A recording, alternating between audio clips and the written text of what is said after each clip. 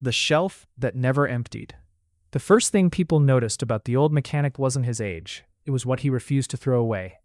A bent brass fitting sat beside a cracked pressure gauge on the corner of his workbench. Nearby, coffee tins held worn cotter pins sorted by size. Shelves climbed the workshop walls, packed with wooden drawers whose faded labels had been rewritten so many times the ink bled into the grain. Every shift ended the same way. While younger workers swept broken hardware into scrap bins, Elias Mercer would quietly reach in, select one or two pieces, wipe the grease away with an old cotton rag, and tuck them into one of those drawers. Nobody asked why anymore. The jokes had worn smooth with repetition. If Eli keeps collecting junk, one welder laughed, they'll charge him rent by the pound. A few chuckles drifted across the maintenance bay. Elias looked up, offered the faintest smile, and returned to tightening the cover plate on a hydraulic pump. He never argued. He never explained himself. The silence somehow ended the conversation more effectively than a clever reply could have.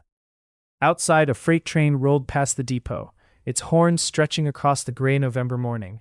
Rain tapped softly against the corrugated roof, blending with the hiss of compressed air and the metallic rhythm of impact wrenches echoing from the next bay.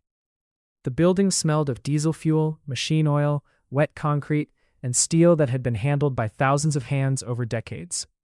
The municipal rail depot had served the city for nearly 70 years. Now it had a red notice nailed to the front gate, site redevelopment approved. Most workers pretended not to notice it. They had mortgages to pay, children in school, aging parents to care for. Thinking about the future wouldn't stop the bulldozers. Inside Bay 4, Elias continued working as if the building still had another 50 years ahead of it. He inspected every bearing before reinstalling it. He aligned every bolt by hand before reaching for the torque wrench. Nothing about his movements was rushed.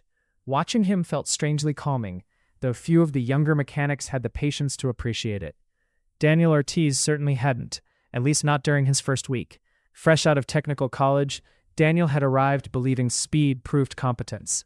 His toolbox gleamed with untouched chrome sockets arranged in perfect rows. He measured success by how many repair orders he could finish before lunch. By comparison, Elias seemed impossibly slow. Their supervisor assigned them together after Daniel accidentally stripped 2 mounting bolts on a compressor housing. "Follow Eli for a while," the supervisor had said. "You'll either learn something or lose your mind." That afternoon, they worked side by side, repairing an aging switch motor, removed from track 7. Elias spoke only when necessary. "Clean that surface again." Daniel frowned. "It already looks clean." "It looks clean." There was a difference. A thin line of rust-colored residue appeared on the rag. Elias nodded once. Neither of them mentioned it again. Hours passed beneath humming fluorescent lights. Rainwater trickled through old gutters outside, dripping into a rusted barrel that had probably stood in the same place for years. Forklifts beeped in reverse somewhere beyond the open maintenance doors. A radio played quietly from another bay before dissolving beneath the noise of grinders.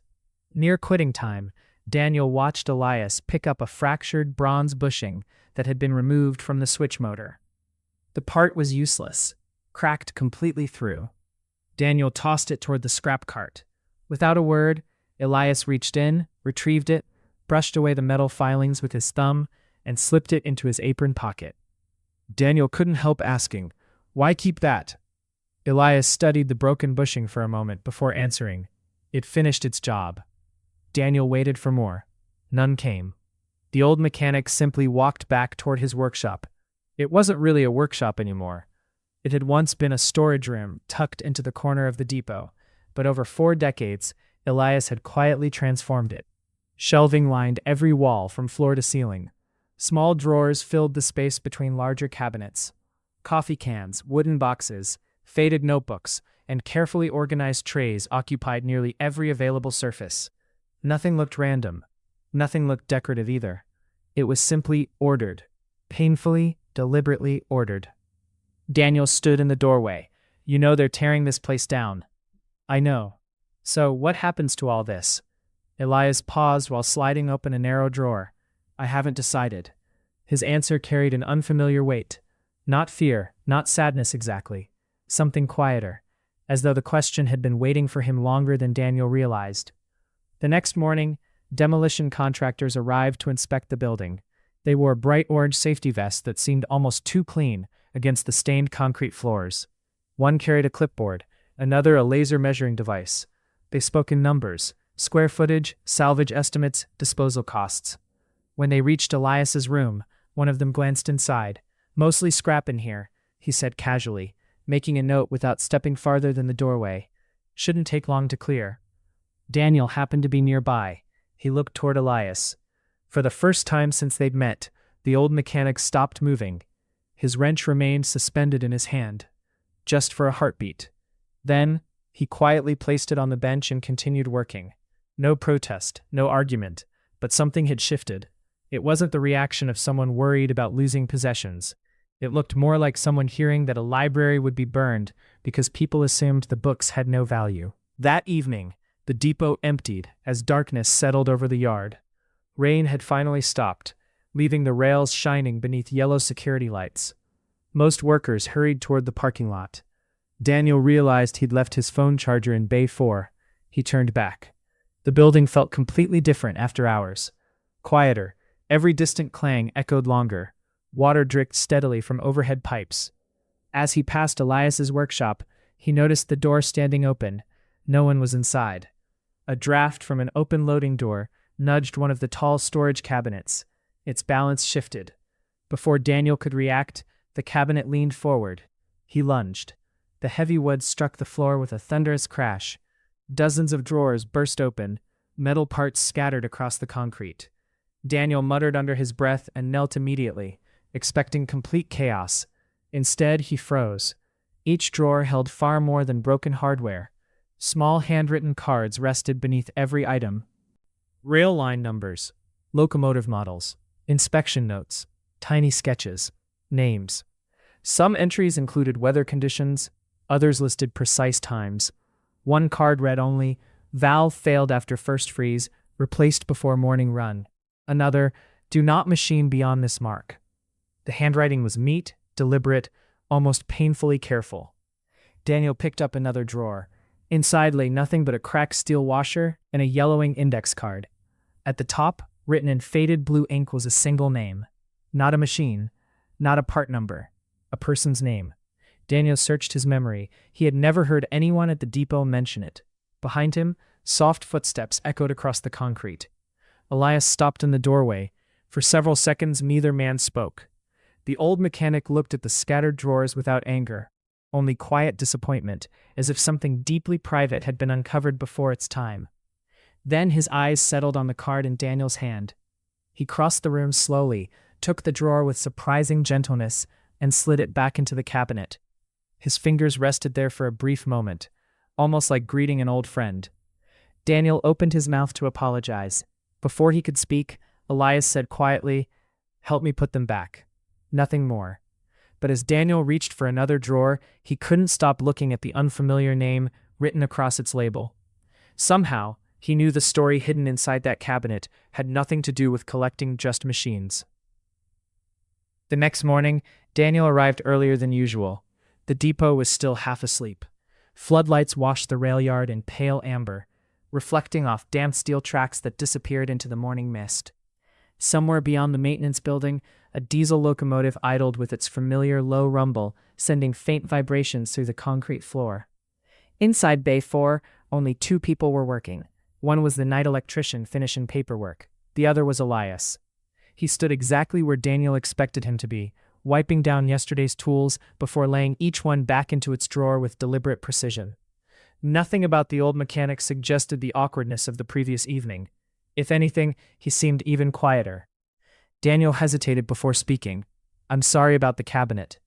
Elias nodded without looking up. "You already said that." "I didn't mean to. I know."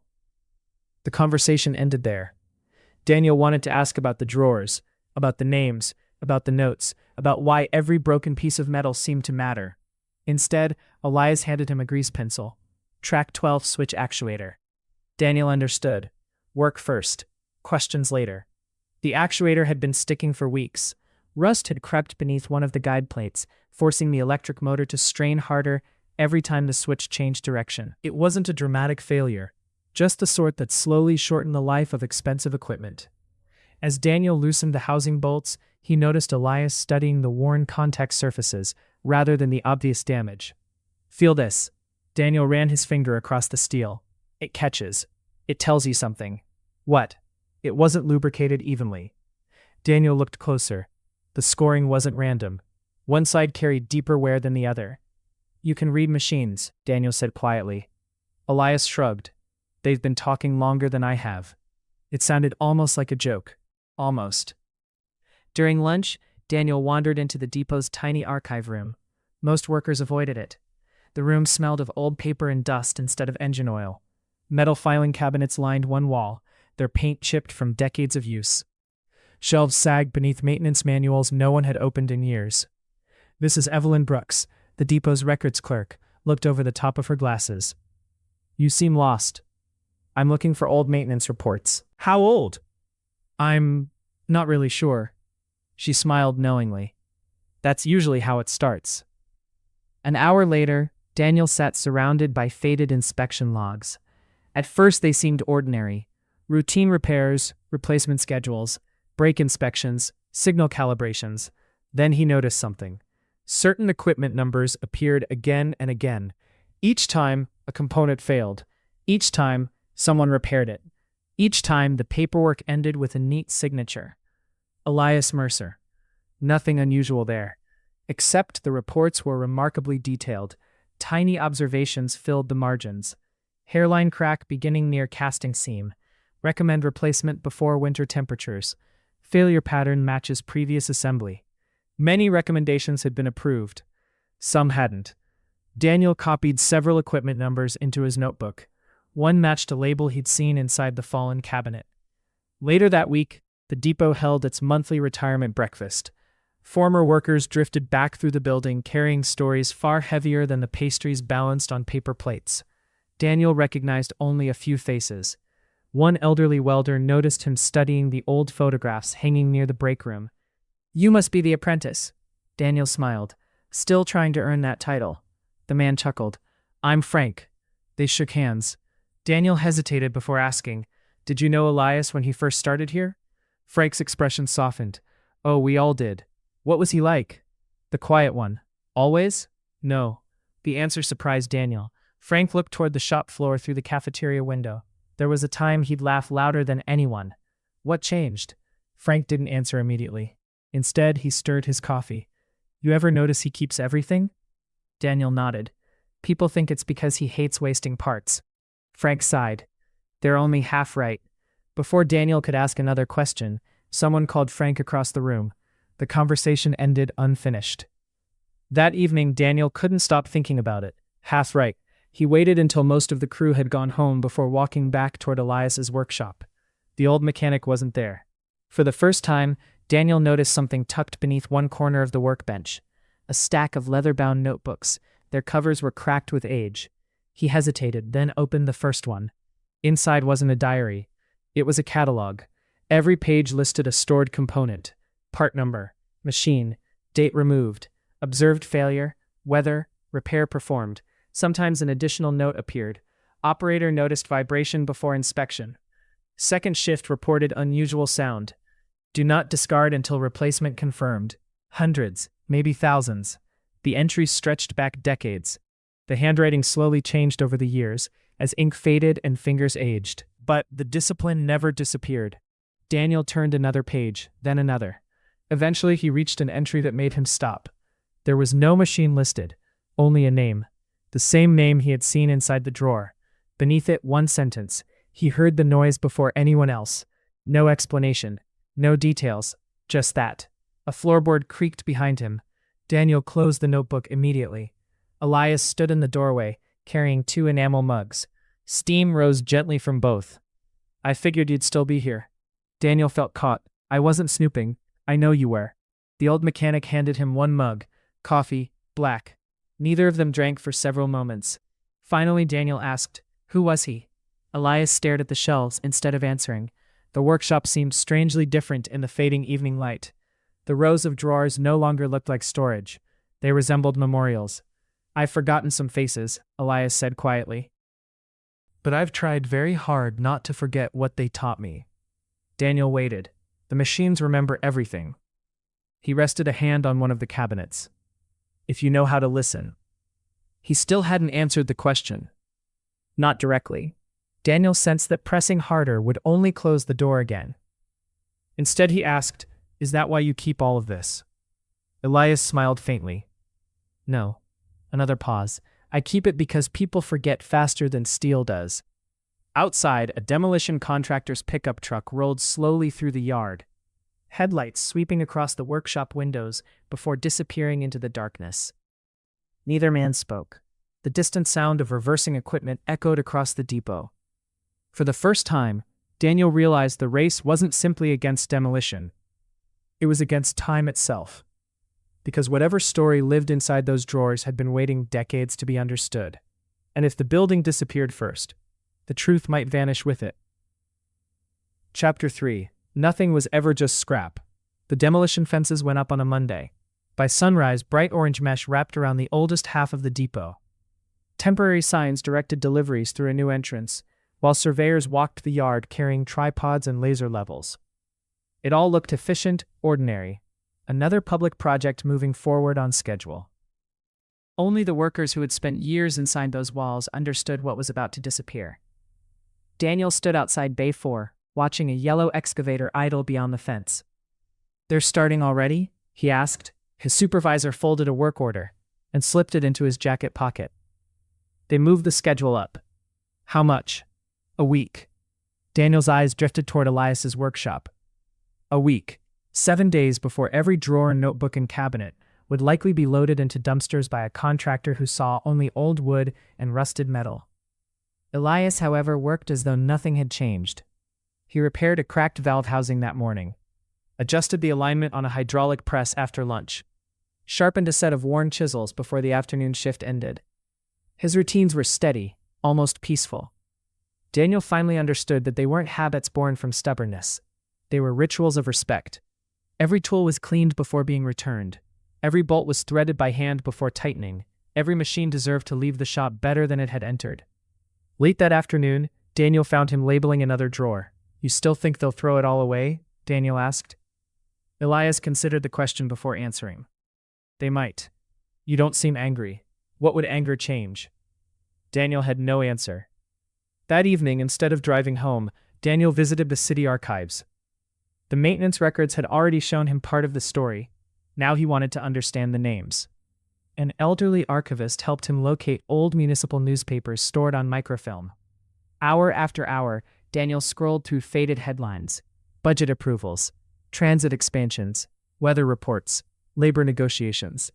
Then he found a small article tucked into the corner of a local paper, nearly 34 years old.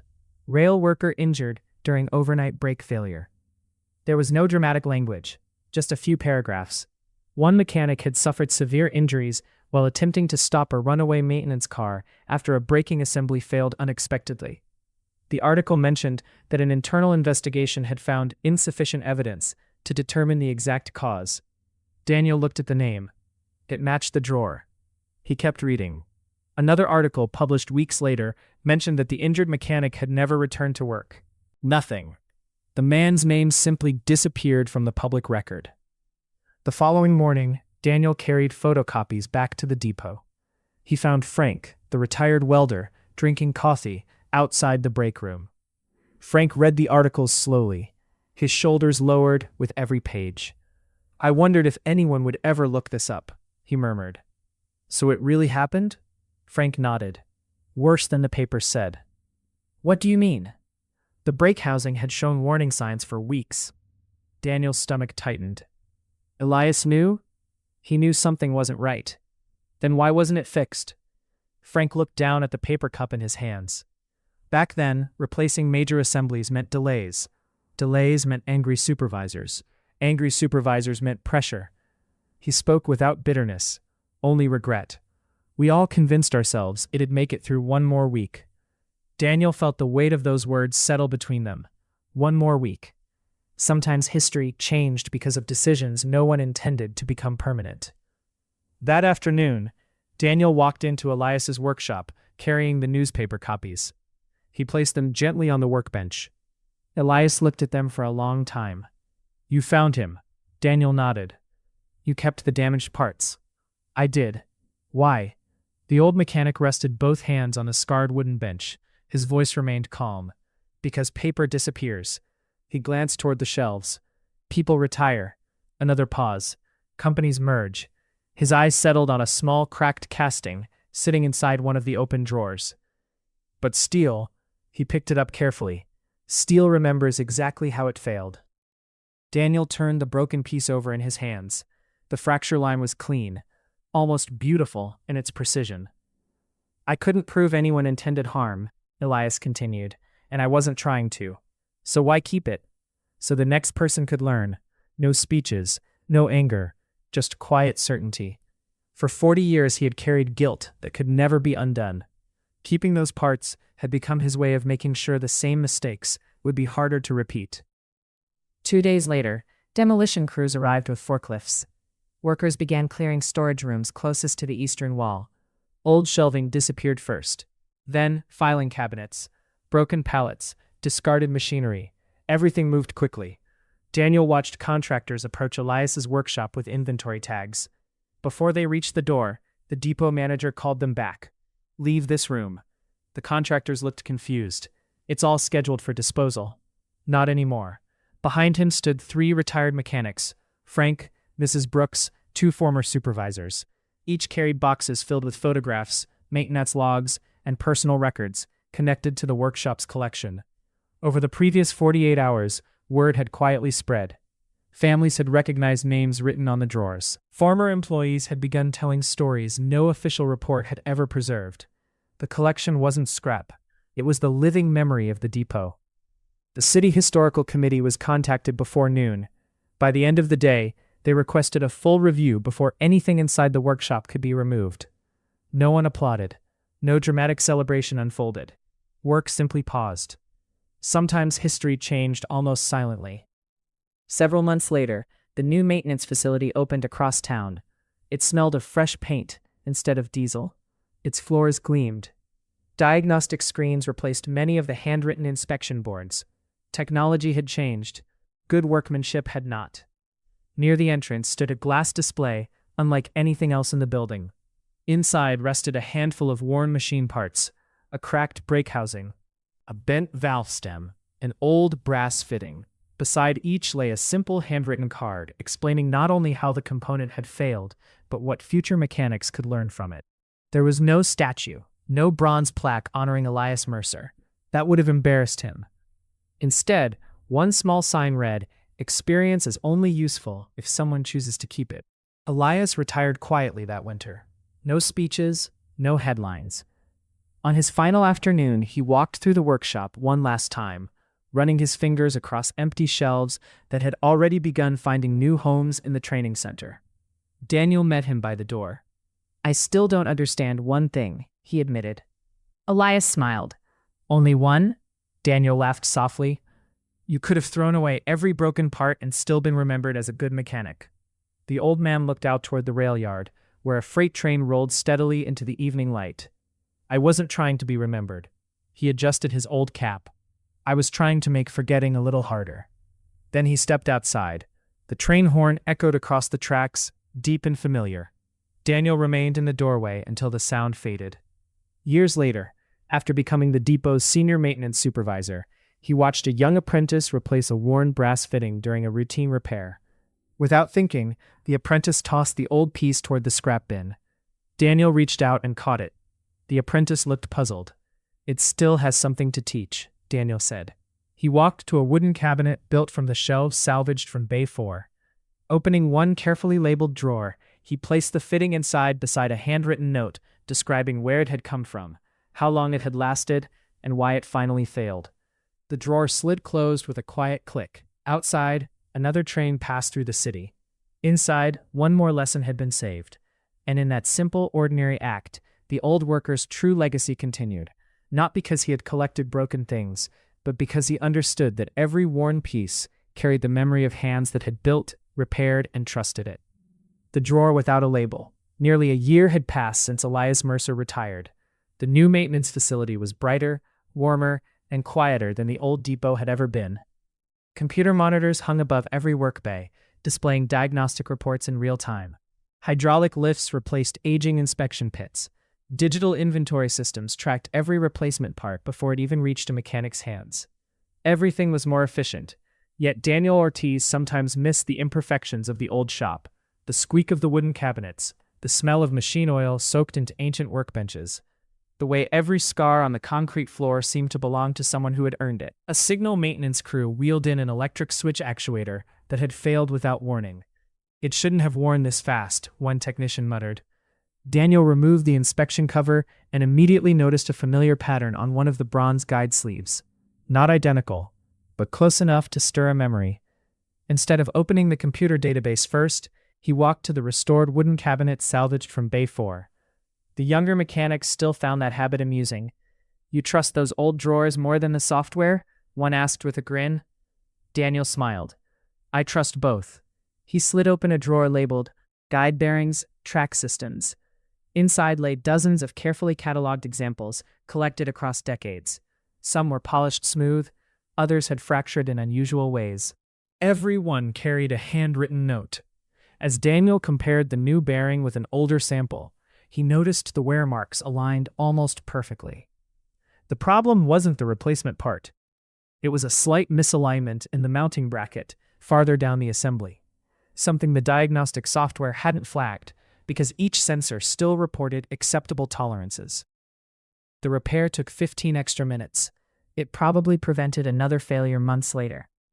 The apprentice who had joked earlier watched silently, so that's why he kept them. Daniel closed the drawer gently. Not because the parts mattered. Then why? Because patterns matter. The apprentice looked at the shelves differently after that, not as a museum, as another kind of textbook. Later that afternoon, while reorganizing the lower cabinets, Daniel noticed something unusual. One narrow drawer had no label. He frowned. Every other drawer had been cataloged years earlier. He pulled it open.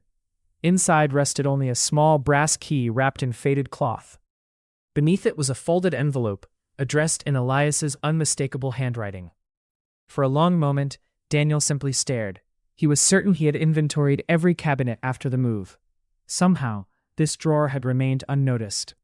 Outside, rain drummed softly against the windows as forklifts hummed across the yard. Daniel turned the envelope over.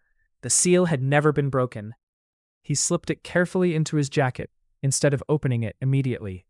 Some things, he had learned from Elias, deserved the right moment. As evening settled over the maintenance shop and the last locomotive disappeared into the mist, Daniel locked the cabinet, switched off the lights, and walked toward the parking lot with the unopened letter still in his pocket. For the first time since Elias had retired, it felt as though the old mechanic still had one final lesson waiting to be discovered.